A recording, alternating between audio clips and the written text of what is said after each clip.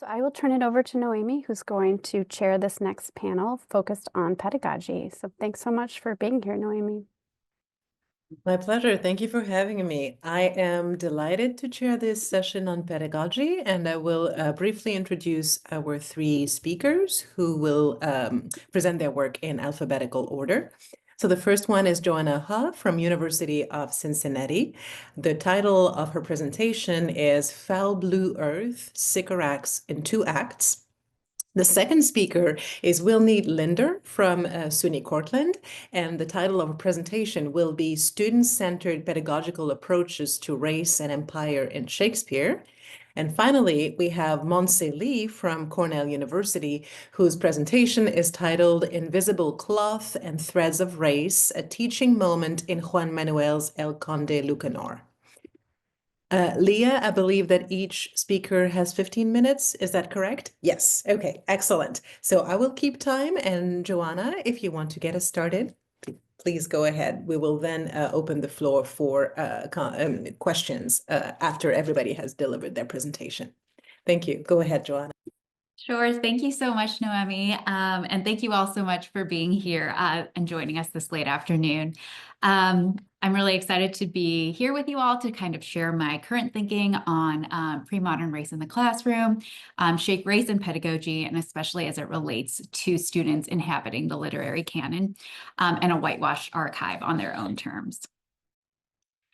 So in the wake of the ongoing genocide in Gaza, the ratification of a collective will to bigotry and destruction evinced in the results of the 2024 US presidential election, and the specter of death that haunts our cultural spaces from churches to schools to nightclubs, it would be understandable for anyone to ask, why does Shakespeare even matter?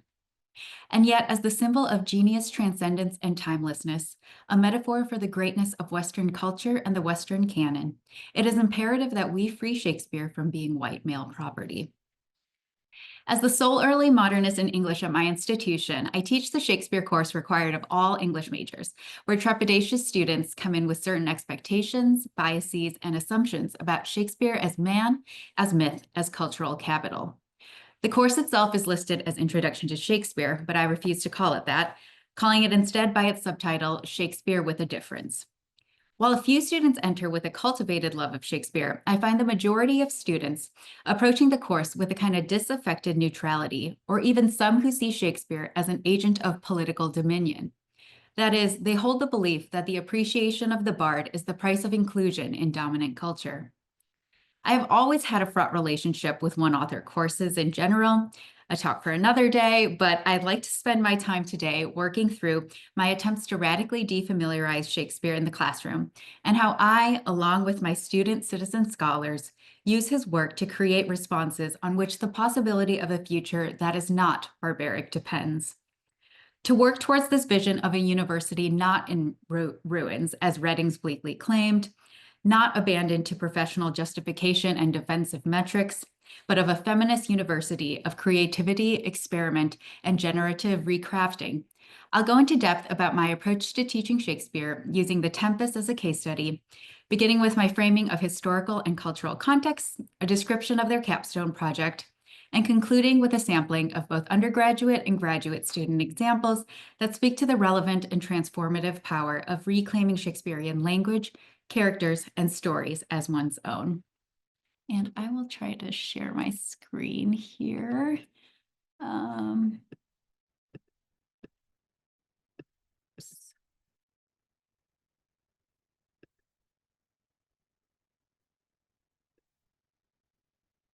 Sorry.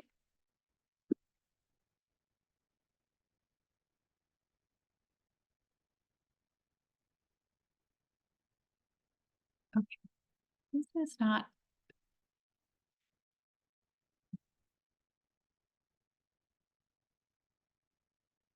Do you need to be granted access to share your screen, maybe? No, I think it's just hold on, sorry.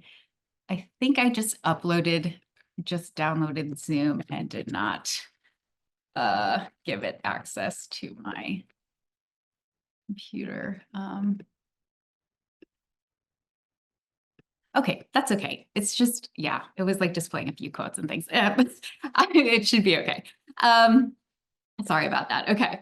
So my goal for teaching The Tempest is driven by exploring questions of empire and colonial power, interrogating early modern conceptions of race, gender, and sexuality, and grappling with how Shakespeare's work is ideologically implicated in a nation-building project inextricably linked to the ambitions of British Empire.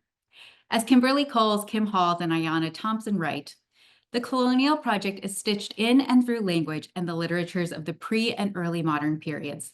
The politics and economics that ultimately produced settler colonialism, chattel slavery, the forced migration of peoples, and the development of the British Empire animate these early English texts. If more faculty members do not confront this history, we may actually be aiding those whose political, cultural, and social beliefs many of us find personally abhorrent and intellectually bankrupt.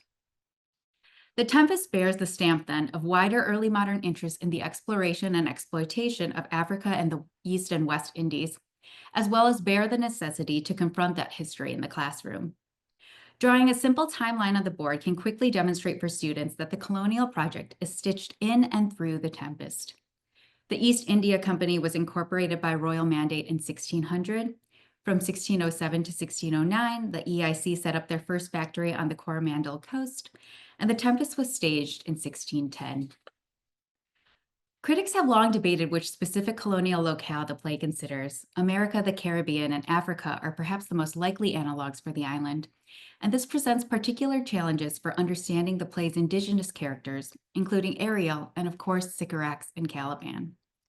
But regardless of where we are, it is undeniable that the shadow of Sycorax, as rhetorical name, supernatural figure, Caliban's witch mother, blue-eyed hag, haunts the play. And it is her foreign, silent, and elusive story that I urge my students to consider. Want a different ethic? Tell a different story, Thomas King. Stories are powerful. The stories that we believe, the stories that we live into shape our daily practices from moment to moment. They have the power to promise some futures and conceal others. They encourage us to see some things and not others. I'll turn now to the capstone project for this course, which I, borrowing from Saidiya Hartman, call Sycorax in 2 Acts. The instructions begin with a provocation that mirrors the call by scholars such as Kim F. Hall, Margot Hendricks, Anya Lumba, Joyce Green MacDonald, and many others to uncover the non-white presence buried within a whitewashed past. Namely, what happens when we try to recover and repair stories that have never been entirely or accurately told, due to the lack of archival material and witnesses, or because they belong to underrepresented groups, or are simply considered inexplicable? And what if repairing does not mean to fill the gaps, to seize and freeze a past event, or to romanticize the past from scratch, but rather to intentionally fail in reconstructing a history of violence, injustice, and domination? In Venus in 2 Acts, Hartman wrestles with the erasure of the murders of 2 women on a slave ship crossing the infamous Middle Passage.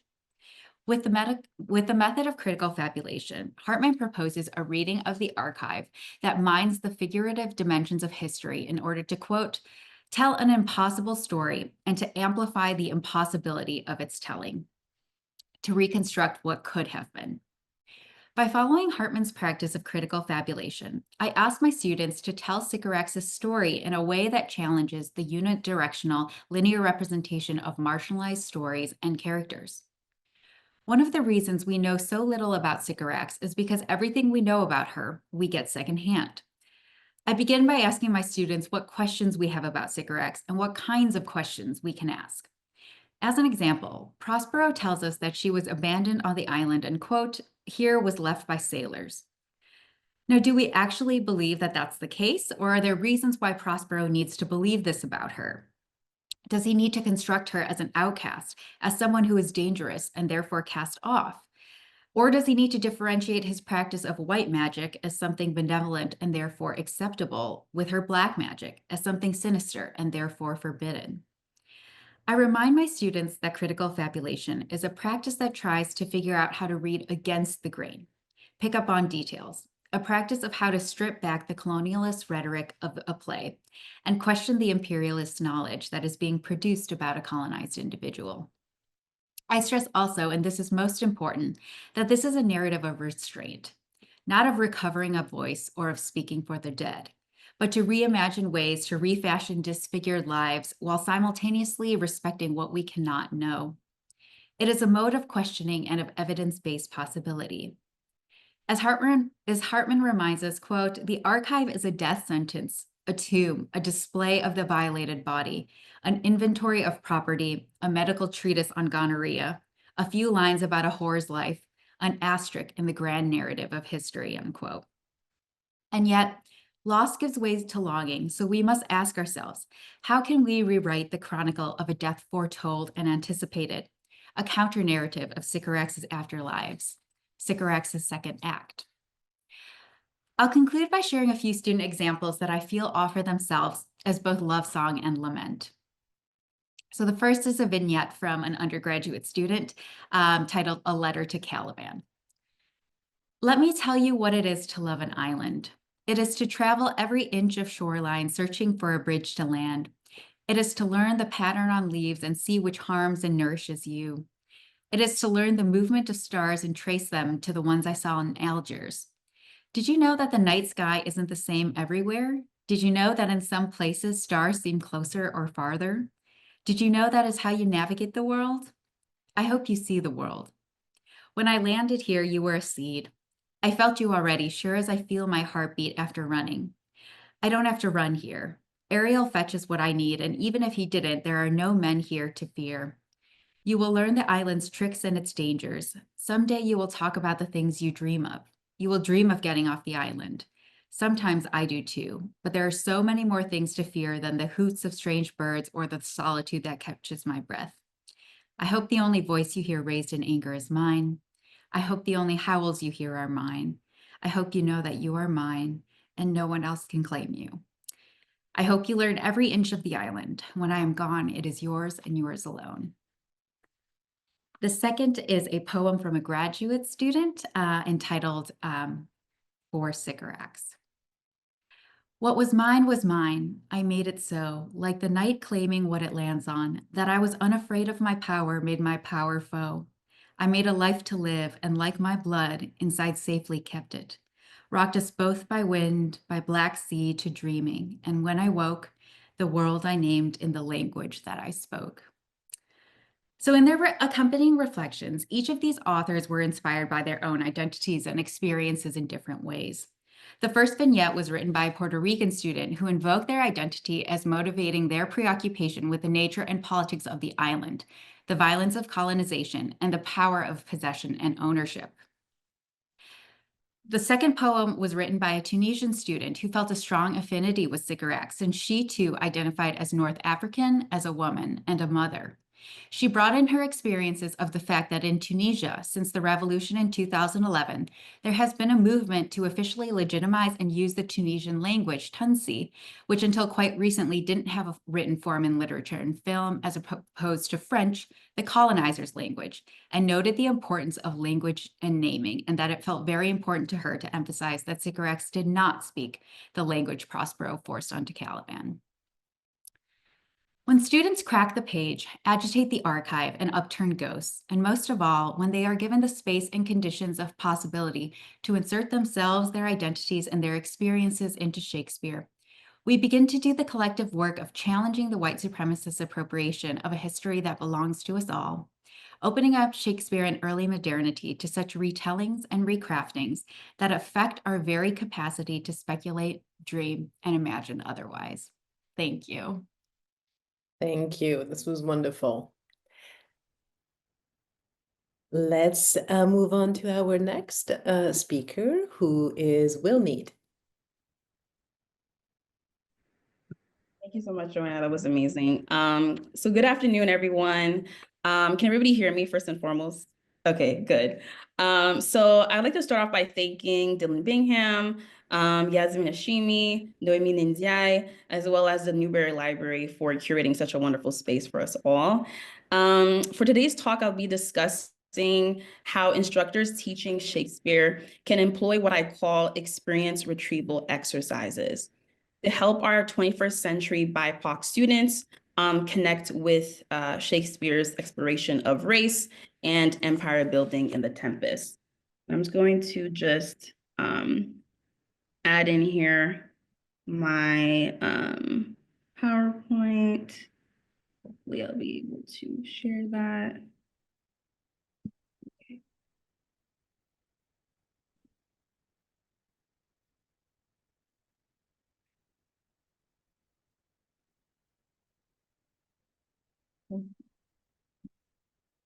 So,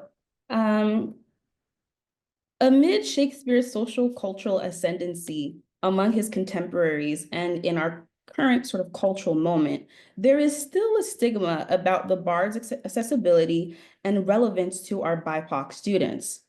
In some high school and college settings, BIPOC students are often unable to form meaningful connections with Shakespeare due to a lack of conversations about race. The perceived whiteness of Shakespeare's works becomes even more complicated when characters from marginalized backgrounds are at times presented as antagonists or hackneyed pawns for comical relief. With these experiences, Shakespeare becomes widely respected but increasingly distant from what Ayanna Thompson and Laura Turchi call, quote, students' diverse 21st century identities, end quote. To help students reconnect with Shakespeare on their own terms, Timothy Montse explains that literary analysis should center on the dialogical relationship between readers and texts. In this paper, I employ Ponce's student-centered pedagogy and what I call experience retrieval exercises, or ERE, to consider how BIPOC students can engage questions of race and empire building in Shakespeare's The Tempest. The Shakespeare course I teach tends to have students preparing to be future educators, many from BIPOC communities.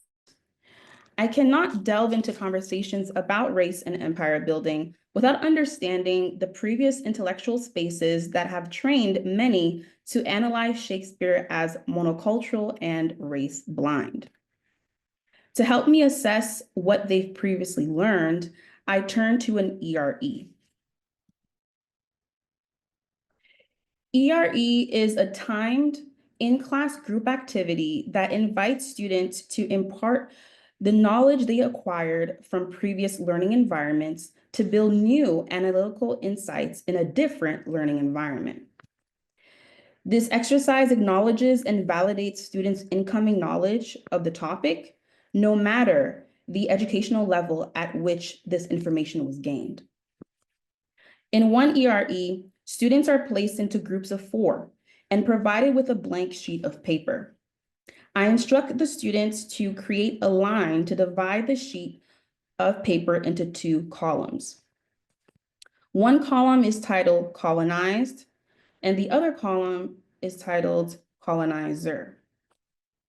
Each group is tasked to come up with stereotypes that come to mind when they hear these terms. In all ERE exercises, I set ground rules to ensure that students' responses are not disrespectful, racist, sexist, or any other inappropriate responses. Once the timer stops, each group places their answers in a bowl, and I read their responses out loud. One group wrote the following, quote, "The colonized are enslaved, they are victimized, they are trapped against their will. The colonizers are greedy, explorers, and educated," end quote. As a class, we explore the histories and courses that have informed their stereotypes of the colonized and the colonizer. This moment of reflection provides students a space for shared learning and collaboration as we delve into our conversation of race and empire building in The Tempest. So I choose this play in particular for our conversation because it was presented 2 years after England established its first colony in 1609. During our class discussion, students recognized that Shakespeare initially presents Caliban as a colonized subject. When Prospero arrives on the island, Caliban teaches him the magic of the land, of the island, and the wealth of knowledge he inherited from his mother, Sycorax. Caliban elucidates that his trust in Prospero's initial kindness and interest in learning soon turned into deception. The islander confesses to his captor and slave master the following, quote, I love thee, and show thee all the qualities of the isle, the fresh springs, brine pits, barren place, and fertile. Cursed be I that did so, end quote. In this scene, Caliban expresses his regret for welcoming and teaching Prospero. After close reading other passages, one student sympathized with Caliban's plight, explaining that he was, quote, so excited to meet someone new like Prospero and share the knowledge he had about this cool island he inherited, end quote. After discussing Caliban's representation as a colonial subject, we analyze Prospero. In his speech about his life before the island, Prospero explains that through his decision to trust Antonio, his brother, he freely gave away his power as the Duke of Milan. Prospero explains, quote, overprized all popular rate in my false brother, awakened an evil nature, and my trust, like a good parent, did beget of him, a falsehood in its contrary as great as my trust was, which indeed had no limit, end quote. Prospero concludes that it was his brother's desire for power and greed that led him to be deceived. In this scene, Shakespeare presents the irony of the treatment Prospero endured from his brother as it becomes the fate that he projects onto Caliban, but with far worse consequences. One student, upon engaging in our class discussion, asked, quote, if Prospero lost his dukedom by force and got banished to a random island, why doesn't he see that he's doing the same thing to Caliban? End quote. The students' responses to Shakespeare's representation of the colonized and colonizer demonstrate their move from stereotypes to critical questions. In our conversation, I incorporate the work of Aimé Césaire, Ruben Espinosa, Patricia Akimi, Amberine Dadaboy, for instance, for students to gain critical vocabulary to help them engage Shakespeare's works more meaningfully. Through this ERE, students notice how Shakespeare presents his audience with a colonized subject who educates Prospero. Shakespeare also implores the audience to acknowledge Prospero's history of getting his power usurped by his brother. Therefore, asking us to consider his plight as an actor in the desensitizing cycle of colonialism. My employment of an ERE creates a collaborative thinking space that invites students to reconsider and interrogate the histories that influence their understanding of race and the colonial project. By reimagining or sort of remaining aware, really, of the 21st century identities of our students and the critical questions they pose through a pedagogical tool like ERE, teachers and practitioners can make Shakespeare an engaging critical site for questions on race and empire. Thank you.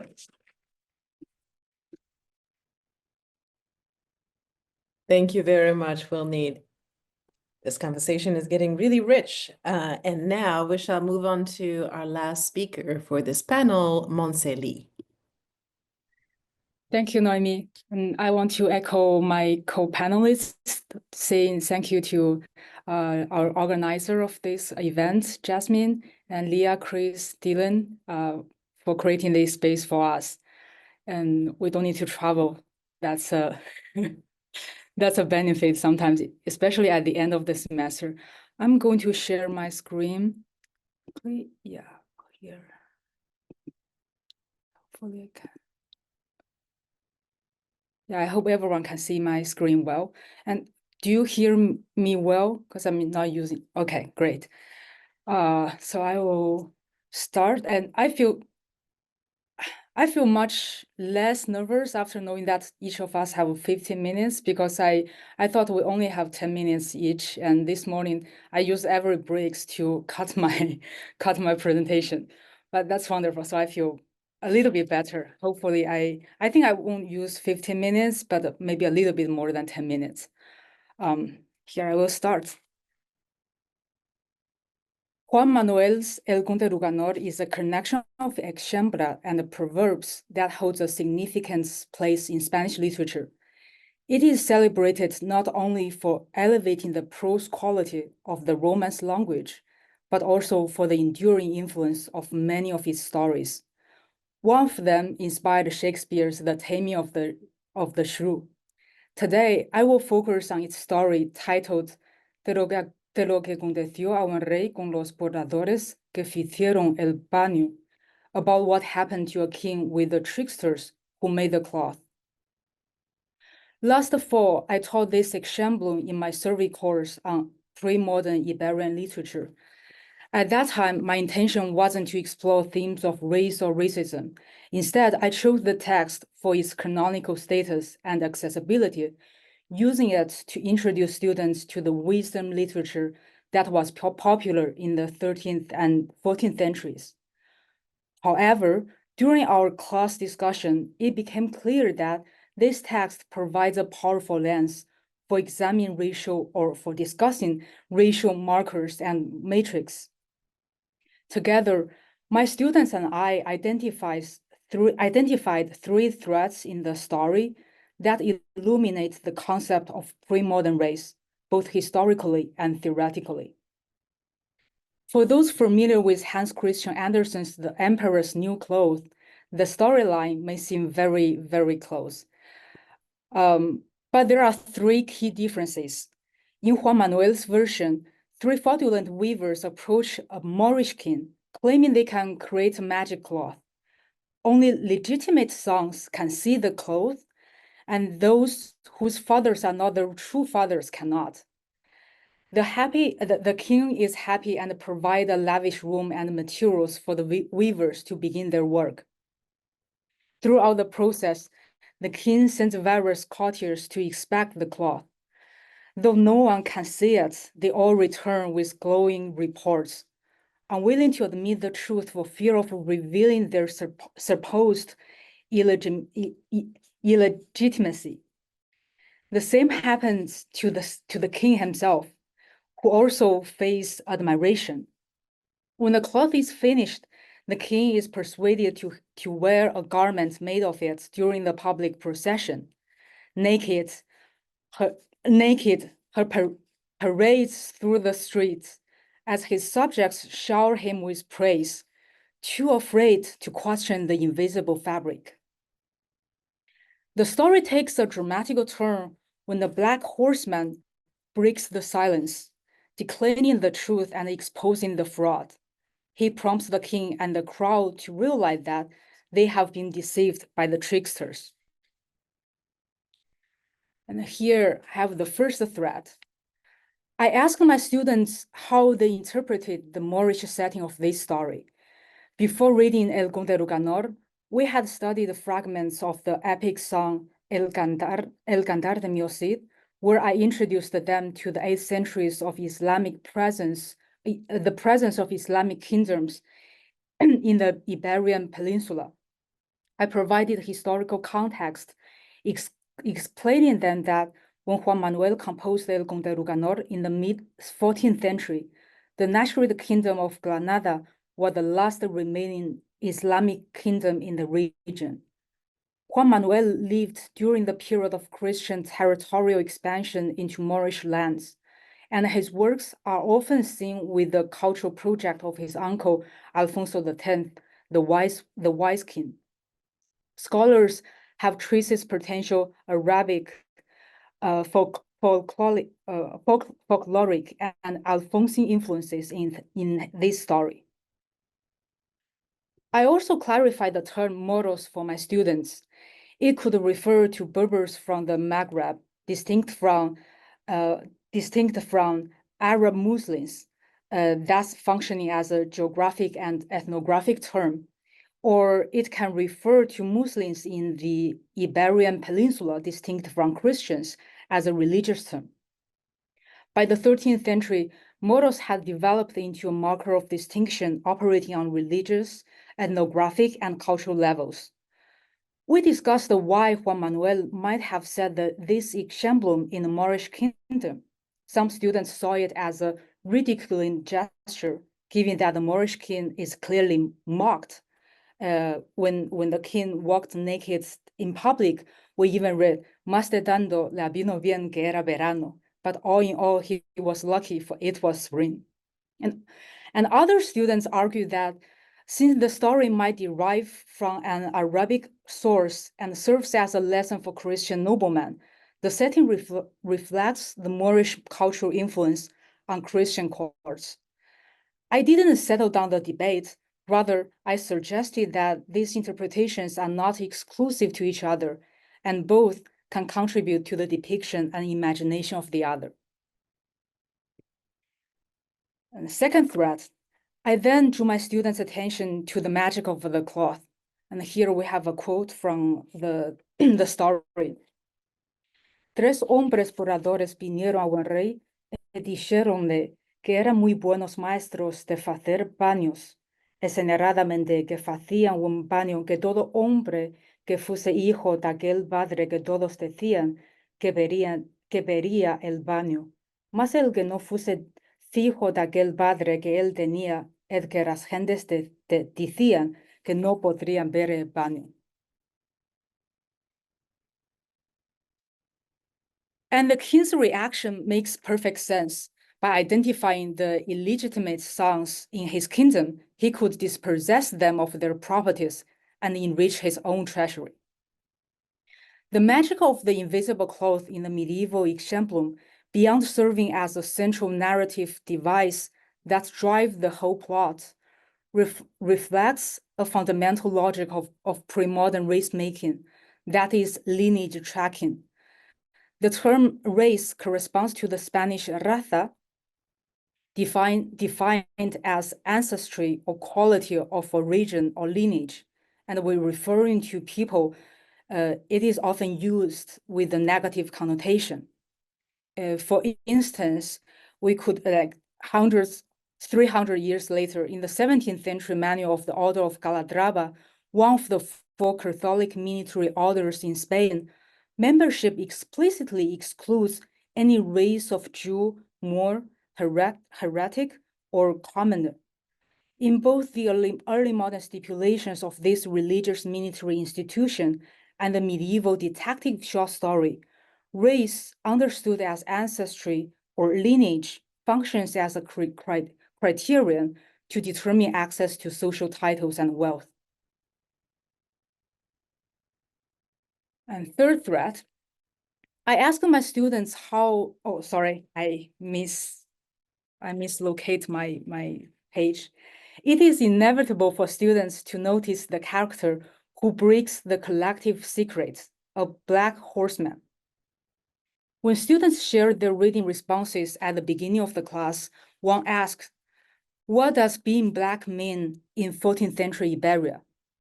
I explained that there were slaves of African descent in Islamic societies, and it is possible that this black horseman could be a slave if we read this story with a lens of realism.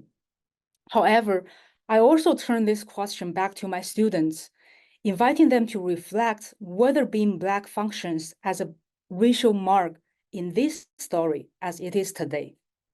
And here is the part where the black horseman breaks the silence. And I will read the English translation here. And thus, that secret remained kept, as no one dared to reveal it, until black man, who tended the king's horse and had nothing to lose, came to the king and said, "Lord, it matters not to me whether you consider me to be the son of the father I claim or of another. Therefore, I tell you that either I am blind or you are walking naked." We only have these lines to describe this character, but students quickly noted how his physical features are linked to his socioeconomic status. They concluded that while skin color was not the racial mark in the way it is understood today, it already served as a form of typification. Just as Anderson uses a child to symbolize innocence and sincerity, the Black Horseman represents those who cared not about their lineage and had nothing to lose. And lastly, I invited my students to view the entire story as a fable for ideological operation. How effectively does it capture deeply ingrained fears or phobias? In this story, we don't see in order to believe, rather we first believe and then see what aligns with that belief. The invisible cloth serves as a powerful metaphor for the concept of race and for common belief that needs no evidence to wield influence over people. And after these discussions, we revisited the meaning of raza and discovered that race and cloth are etymologically linked, both suggesting qualities acquired through a process of formation. This connection not only ties the story's plot to the theme of race, but also reveals a deeper insight. That quality acquired in the making of things describes not only racial formation, but the underlying mechanisms of racism itself. Its reliance on differentiation and the manipulation of shame and fear. Thinking of race as a fabric opens the possibility of unraveling its threads and dismantling its fiction. By engaging with the nuances of the story and guiding students to untangle them, I hope we can prepare them to identify and challenge the threads that make up the racial matrix, whether it is rooted in religion, genealogy, class, physiology, or language. They will not remain bewildered by an imaginary cloth, as the king and his subjects were. This is a practical wisdom the medieval exemplum offers us today. By unraveling the fabric of race, we create the freedom to weave something new. Thank you very much. Thank you for listening, and I look forward to your questions, and especially your suggestions for organizing some class activities to better use this story. And I will stop sharing. Yeah. Thank you very much. Thank you. So I am looking at, it looks like we don't have questions for our speakers yet, but I'm happy to get us started with maybe a transversal question that I actually have a question for each of you. But let us get started with maybe a transversal question, which is about, since the focus here is on pedagogy primarily, how you talked about how you work with your students' identity, right? With the kind of baggage that they bring to the classroom, what it can disable, but also what it can enable when you activate it in a productive manner. I'm curious to hear about how you work with your own racialized positionality in the classroom, if at all. How do you turn this into, how do you activate this into a productive resource? Thank you.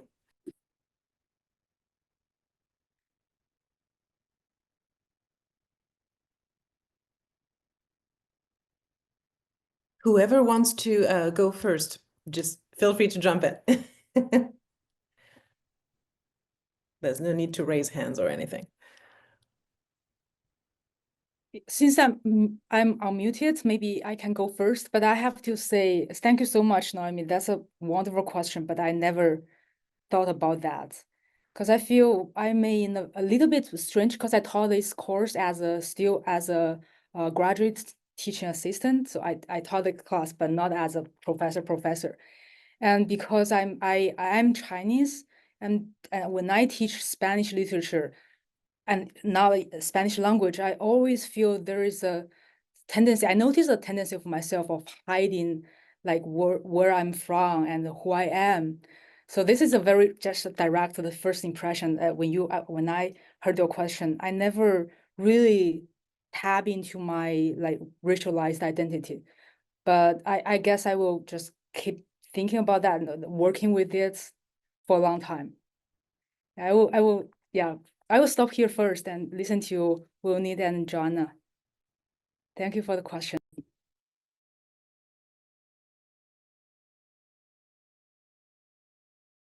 Okay, I can go next. Thank you so much for that question. Okay, so many thoughts. I wrote down a couple of things, but I'm going to try to keep it succinct as much as possible. But when I think about sort of my own journey as it pertains to thinking alongside with Shakespeare, I think back to, for example, I mean, just my heritage. I'm Haitian, but I grew up in Canada. And so the connection to thinking about British literature is always sort of like a part of the fabric of what I've been taught, with Canada's relation to England. But there's also like this larger connection that I have too in thinking about being from the first freed Black nation, you know, and my family being from Haiti. So connecting those two realities is hard, to say the least. But I think that there is something there that is worth exploring. And so my position as being like a woman of color and the national identities that shape me definitely are deeply woven into the curriculum that I create. And I always sort of encourage students to not divorce that other identity from this text. And so sometimes they'll like laugh at me because I'll provide some like connections. You're like, what? I'm like, listen, if you can't make Shakespeare yours, then why are we here? Okay, like there's a way to engage the text to make it come alive while also, you know, remaining true to the complexity of race and gender and all the different sort of moving parts of Shakespeare. So definitely it's heavily entrenched in that. One last thing I will say is, as I think about even the questions and the different topics that I talk about with the ERE and stuff like that, I've noticed also that sometimes students that are from more so privileged background feel a bit more hesitant to ask or to come up with questions because they're like, okay, like I'm being taught by a woman of color. Like, I don't want to offend. I don't want to say the wrong thing. And so even bridging that gap has been quite interesting as well. So I can relate to that in the last point you made for sure. Joanna, do you want to share something? Sure. Thank you so much, Noèmie, for that. Yeah, really provocative question, because I think that so much of when we think about pedagogy is always kind of student-centered. And when we think about our own kind of embodied identities, especially as we kind of inherently inhabit a place of privilege as just being the, you know, teacher, the professor in the classroom, but that there's still a body that we inhabit that we need to, that does impact the way that students learn from us, and that, yeah, we should do more, I think, to kind of acknowledge and to kind of think more critically about in the way that we teach. But yeah, I would echo kind of Willnide in her kind of approach. I think especially with such canonical works like Shakespeare. I am a daughter of Korean immigrants. My parents, you know, speak very little English, but they are always just like, oh, well, they are very proud that their daughter is a Shakespeare scholar. So I think that it still holds this. There's just so much kind of cultural capital and just kind of it holds a place in the literary canon that I think is that I think is troubling, but that also is why it's so important to kind of approach Shakespeare either with a difference, either through EREs, kind of through all these different avenues, and try to like really encourage our students to kind of you know, inhabit Shakespeare, inhabit this literary canon with their own experiences and identities. And it's, I think, when I think about it, there are no really kind of like East Asian characters that I can like think of that inhabit Shakespeare's plays. And I think that like that invisibility is also something very much that we can perhaps kind of perhaps talk about in a very productive way in a kind of classroom setting. So thank you, Noèmie, for that kind of, yeah, I think there's several ideas that I want to try in the future. That last point you made about the invisibility of East Asians in the Shakespearean corpus, it just resonates with me right now, just because I just observed my teaching assistant teaching a section at the Smart Museum, which is a little museum on campus that has amazing lithograph and prints from the 18th, 19th century representing some Shakespearean plays. And there's this awesome one about the Comedy of Errors, sorry, not the Comedy of Errors, the Taming of the Shrew, that focuses on the prologue when Christopher Sly is being played, right, turned into the butt of the joke, thinks he's a lord. And a student of mine who is actually of Filipino descent is the only one who said, well, he looks Asian. Why did they make him Asian? And he felt uncomfortable pointing it out. He said, I don't know. I don't want to make a definitive claim. And I was like, yes, I saw it too. I don't know what's happening.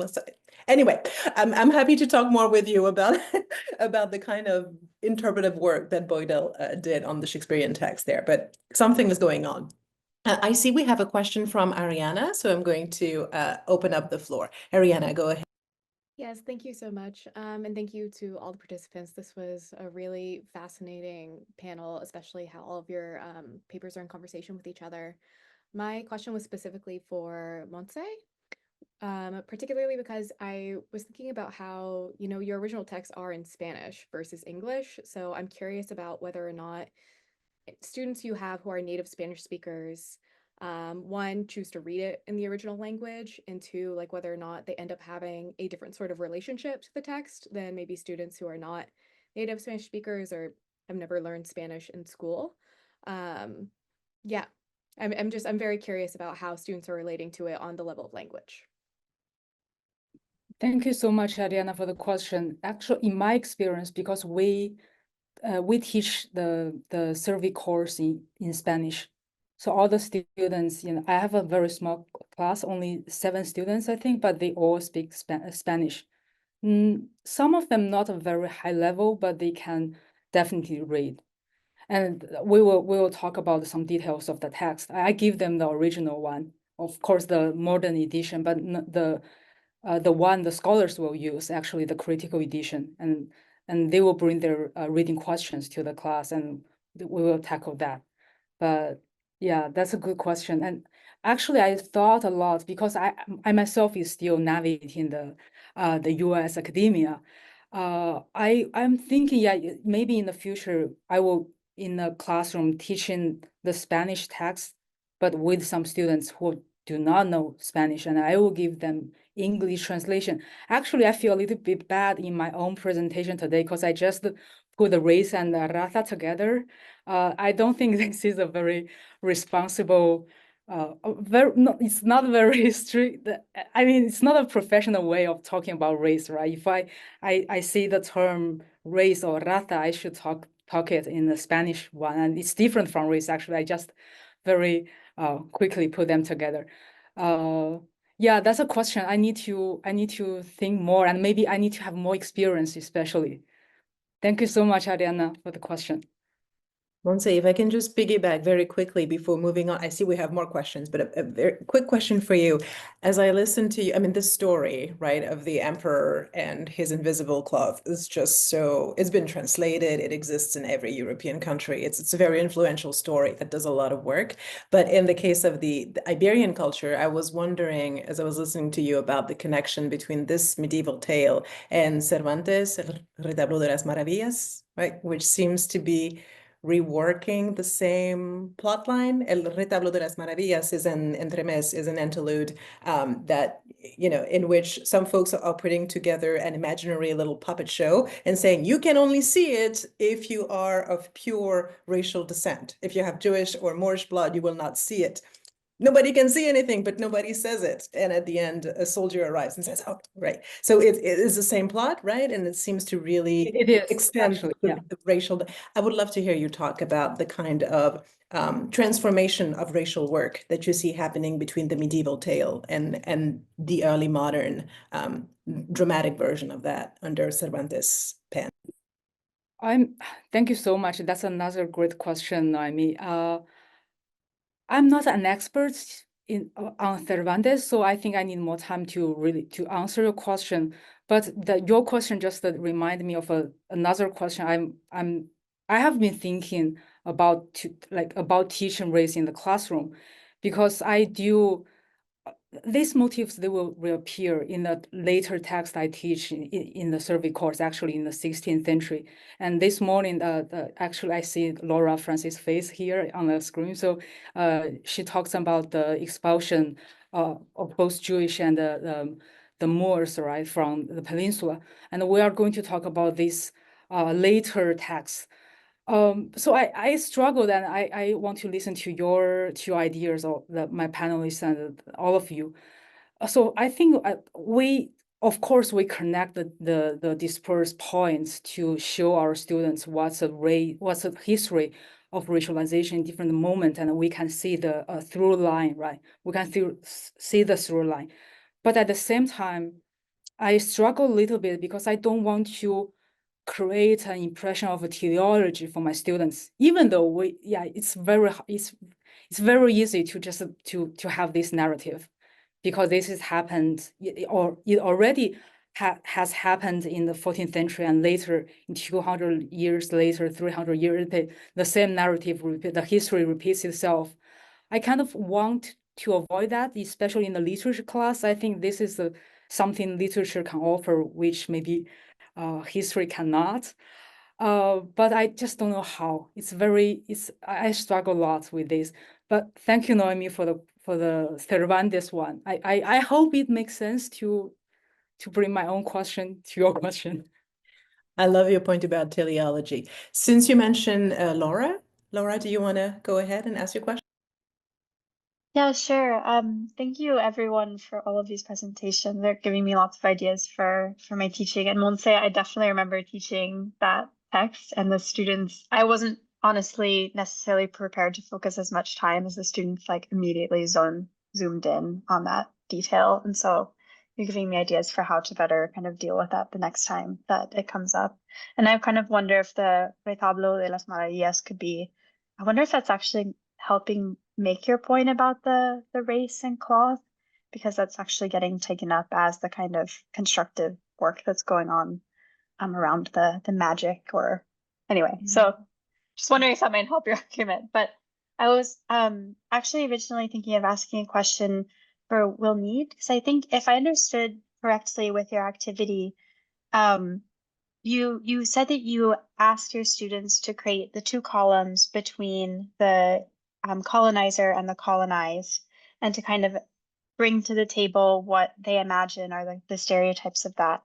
But then at the same time, you were saying that you were wary, if I'm characterizing this correctly, of kind of bringing up racist stereotypes or sexist stereotypes and wanting to kind of preempt students going in that sort of direction. So I'm just wondering like how you deal with that tension of like wanting to be open about what we've inherited in terms of stereotypes in the past, but in order to deconstruct them, but at the same time, like not wanting to just reinforce those and give them too much space. So, and if Montse or Joanna, you have things to say about that too, I'd be really curious to hear your thoughts.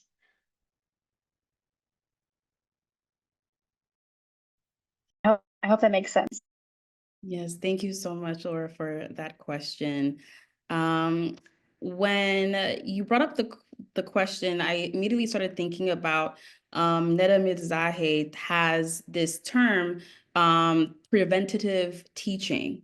And the idea is that educators can preemptively sort of anticipate moments where students will experience either like feelings of like uncomfortability or of confusion or maybe resistance, or even of like rehearsing sometimes like problematic information, either relating to race, gender, and things of that nature. And one of the things that Ms. Ndiaye really sort of emphasizes is to provide like students with the critical vocabulary to then move forward away from that type of sort of problematic language or ideas and so on. And so a part of the exercise retrieval exercise is really, or ERE is really just to think about laying on the table the good, the bad, the ugly, okay? And then from there, figuring out the levels as to which, like, how we can either remove some of the ugly, some of the things that are not accurate, while also then deciding as a class, okay, what can we use as a level foundation and as a touchstone to then create more and more sort of thought. And so to me, momentary tension and momentary uncomfortability in the classroom can sort of open us up to larger questions that can then lead to actual intellectually stimulating conversation. And so I won't be able to know if the students can't sort of tell me what are the things that they are working with.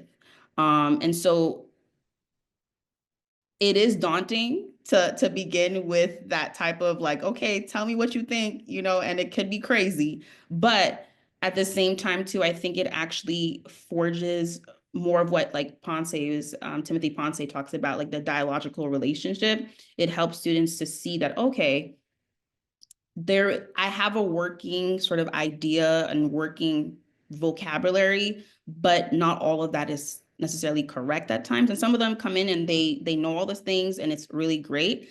But it gives them an opportunity to not completely feel like, oh shoot, like I know nothing. I can't, participate. I can't bring in anything, useful. I think as a class, we decide together, okay, what is useful out of what we all brought and what can we build from there? So that's kind of how I approach it. Yeah, so that's kind of my response to that. Thank you, Willnide. That was a wonderful answer. I see that Amber has had her hand up for a little while. Amber, do you want to share your question? Hi, yeah, thank you. I think, in fact, part of my question might have already just been answered with Willnide's amazing description there, but I was going to say that when you were talking, you said you set some ground rules, and I thought that was really nice. And I was wondering if you could talk a bit more about how you come up with these ground rules. Is it collaborative with the students in the class, or what these ground rules are? And just a general question for everyone, but how you kind of make a safe space for learning about race, and how do you create this kind of safer environment to talk about it within the classroom? So thank you for all of your presentations. It's going to be my first time teaching this year, so I'm kind of beginning to think about how I can do this myself.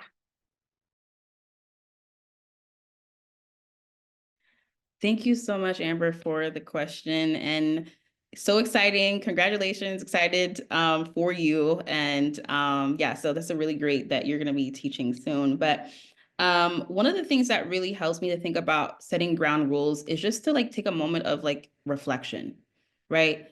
What worked in past classes? What comments or feedback or things or comments that students or responses that students said in the past that like, oh no, like that could not fly? And kind of thinking about working sort of like a backward design, right, of thinking of those moments. One thing as well is not only reflecting on sort of my experience teaching these materials, but then also thinking about like when I was a student, what worked and what didn't work, what conversations were kind of went, left, and how to then sort of build ground rules to, as you mentioned, making a safe place. So the number one thing I say is like reflect, right? Reflect on what worked even as a student or even just, as a teacher, what worked in past things. Another thing that is helpful is, as you mentioned, like sort of co-creating these ground rules, right? Asking the students, when you've had conversations about race, when you had conversations about disability, when you had conversations about gender, what were some things that made you feel more comfortable to have those conversations? what were some preventative measures that your instructor took part in that really helped you to feel at one visible, and at the same time too safe enough to share maybe your qualms, maybe your level of, not like the novice thoughts that you might have about a particular topic. So engaging with the students in that way also has been really helpful. So that way, sometimes the ground rules are not always set in stone, just because it just depends on who I'm teaching that semester and what works for them, and sort of being able to curate it, the ground rules accordingly. Thank you so much. Thank you. I have, while everybody keeps brainstorming and prepare the next questions for you, I have a question that, is primarily for Joanna, but really I think can be expanded, especially to you, Willnide. So my question, I was struck by the fact that 2 of the presentations focused on The Tempest and Shakespeare, right? And obviously, I know why, but I'm also wondering what we could gain, perhaps pedagogically, from moving a little bit away from the particularly canonical figure in PCRS that Sycorax has become, for very good reasons, because she's been so foundational to a lot of Black feminist thinking, and I'm thinking of Sylvia Wynter and reclamation of that archive, of that canon. But I'm wondering, for instance, what if we, and obviously Toni Morrison has done that for the character of Barbary in Desdemona, for instance, right? So it seems to me that there are characters who could benefit from similar treatment, who don't really get it. I'm thinking about Shylock's wife, whom we never meet, who is dead. What was it like to live in the body of a woman racialized as Jewish in early modern Venice for her, right? Can you imagine, extending that assignment to characters like her? Or to the best of my knowledge, I don't think there has been a major literary work focusing on the character of the anonymous pregnant blackamoor, again, in The Merchant of Venice, right? What if we thought a little more expansively about which characters could benefit from getting the critical fabulation treatment?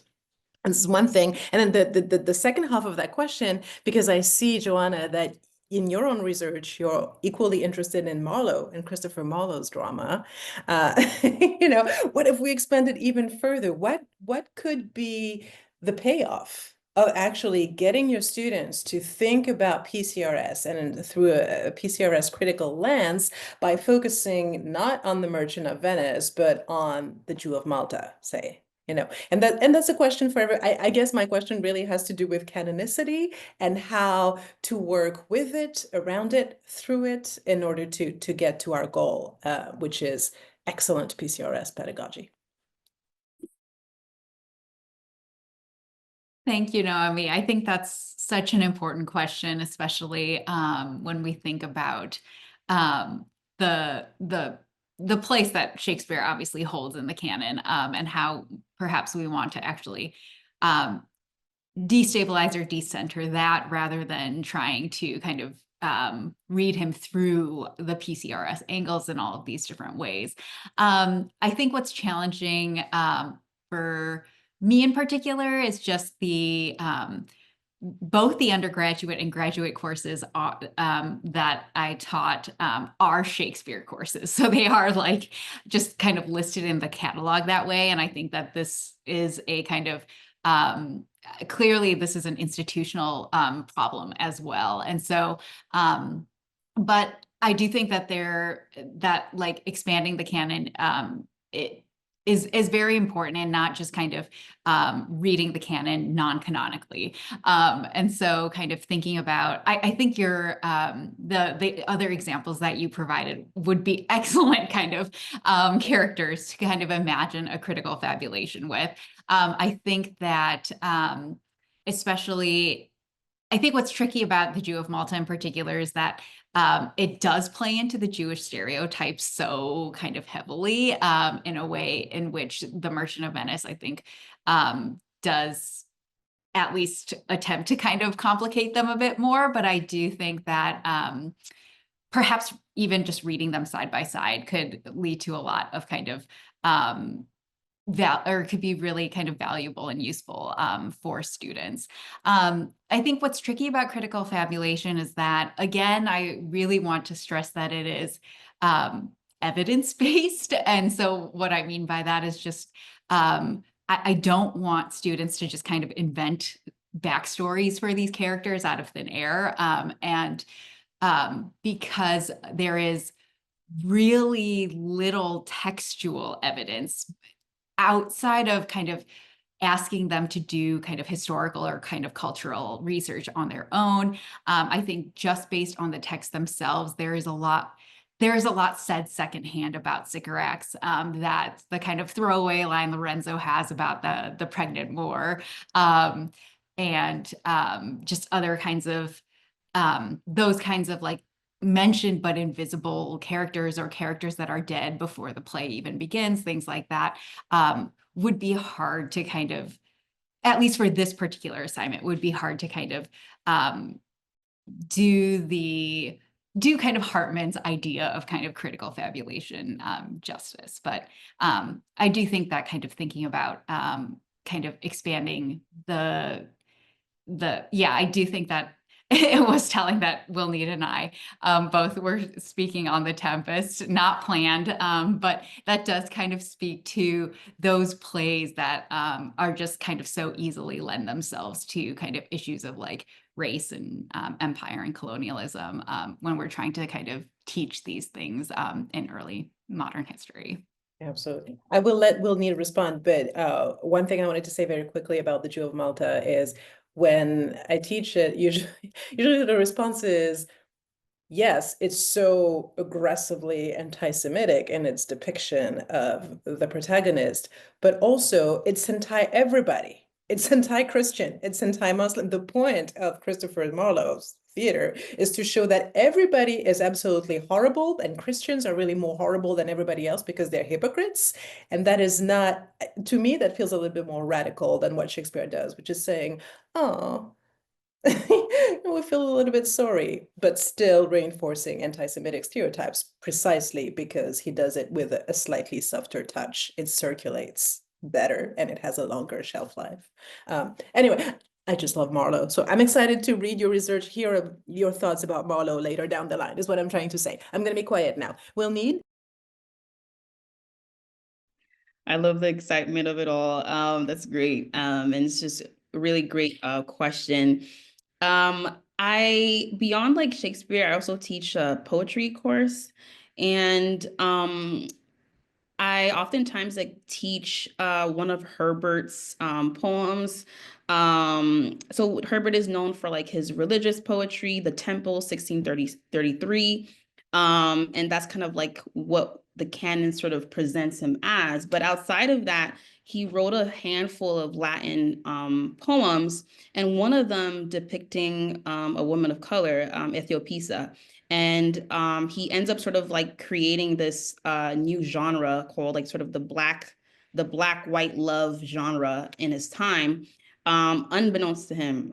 But what's interesting about that is I'm interested in sort of thinking about like, what if like Herbert was invested in some form of like early critical fabulation in that sense, right? He's writing from the perspective of a Ethiopian woman, and writing first of all, he's writing, it's like two pieces. So one is a dedication to Sir Francis Bacon, and the next is like sort of him imagining himself and sort of ventriloquizing the voice of this woman and thinking about sort of how his melancholy as this sort of early career poet, writer, that sort of can be best described through the lived experience of this imagined Black woman.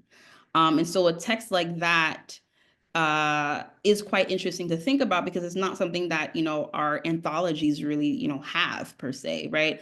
And so I invite students to sort of think about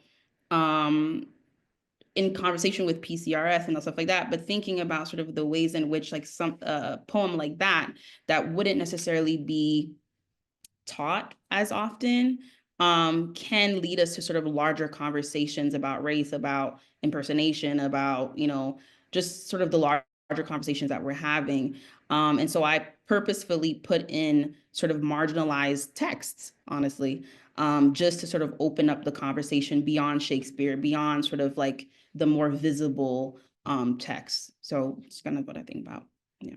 Absolutely. And since we're talking about teaching resources, at the end of Things of Darkness, Kim Hall in her appendix actually compiled those poems. So they're not in anthologies, but they're in the landmark, you know, the foundational work of PCRS. So always go back to Kim Hall is the way. And I want to make a quick plug for an essay that Brandy Adams co-wrote with Carissa Harris in the Seeing Race Before Race volume that actually focuses on this corpus of poem. I'm sure you're familiar with it already. That's, you know, that's wonderful.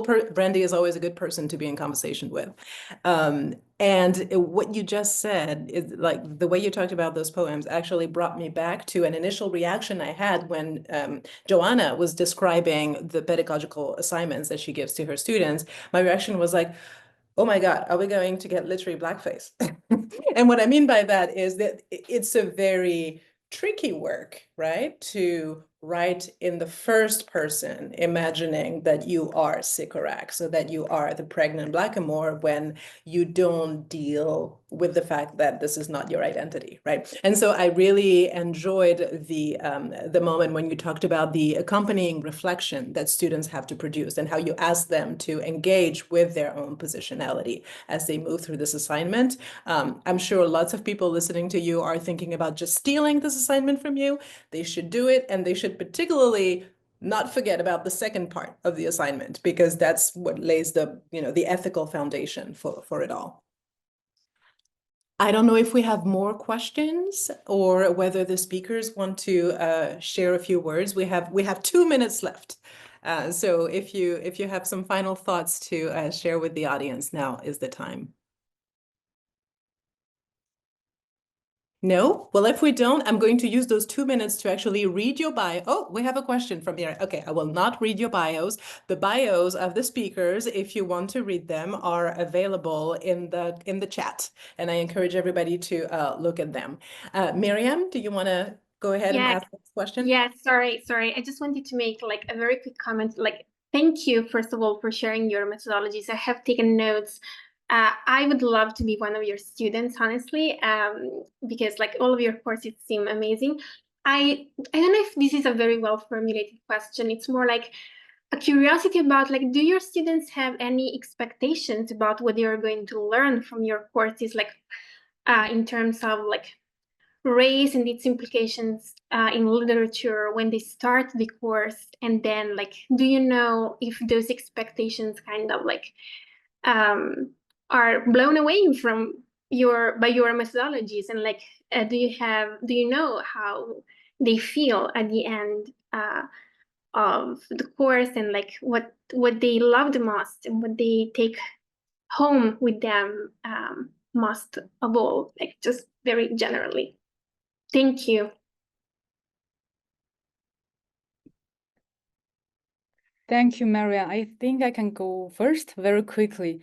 I think here, this is where the course evaluation works. By reading their course evaluation, you know, most of them really enjoy that course. And I think here, this is something I want to echo, Willnide, what you said first. When we reflect on our teaching, sometimes we can rely on our own learning experience, right? What touches us as students. So I always enjoy like reading and thinking with my peers and my professors. I think the space of reading and the thinking together is the most beautiful part, the experience itself. So I think before came to the class, most of students, they didn't expect this discussion. Many of them just want to major or minor in Spanish. So this is a required course for them. And some of them want to keep improving their Spanish. So for most of them, yeah, they didn't have any expectation before taking it.